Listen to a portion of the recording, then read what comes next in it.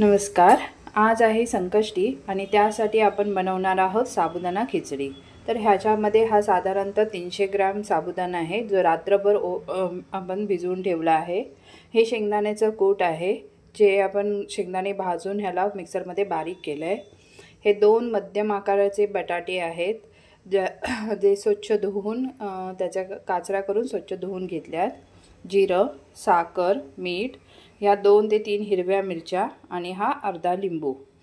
तर आपण सुरू करूया साबुदाणा खिचडी बनवायला.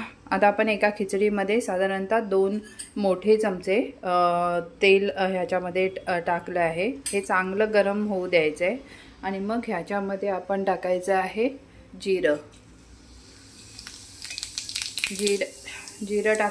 जिरं असं छान तडतडलं की ह्यामध्ये लगेचच आपण हिरव्या मिरच्या टाकायच्या आहेत आणि मग आपले बटाटे.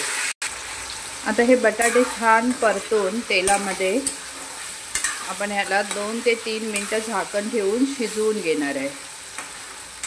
बटाटा उकडून घेण्यापेक्षा असा शिजवलेला खूप छान लागतो खिचडीमध्ये.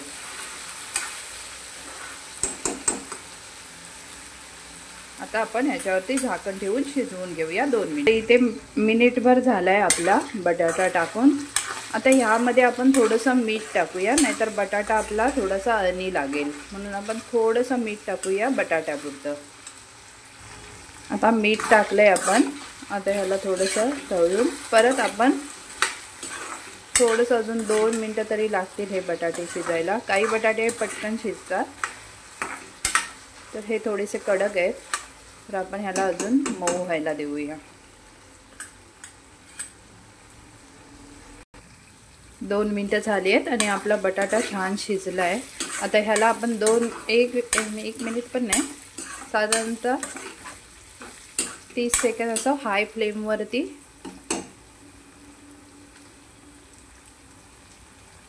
ठेवूया, म्हणजे त्याला थोडासा क्रंची स्ट्रक्चर येईल. मध्ये आपण पहिले साबुदाणा घालून घेऊया. आपण यामध्ये आता साबुदाणा घातला आहे. साबुदाणा असं छान फुललेला पाहिजे. शेंगदाण्याचं कूट घातलं आहे आपण.